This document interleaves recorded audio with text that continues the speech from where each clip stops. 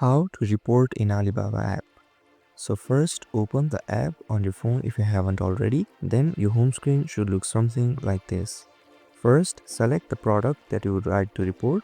Then after choosing the product, you'll see 3 dots on the top right corner of your screen. Tap on it and on the very bottom you'll see a report option. Tap on it and it will take a few minutes to load the page, and from here you can report the product. And it is that easy. If this video helped you, don't forget to like, share and subscribe and hit that notification icon so you don't miss any of our videos. Thank you so much for watching and I'll see you guys in the next video.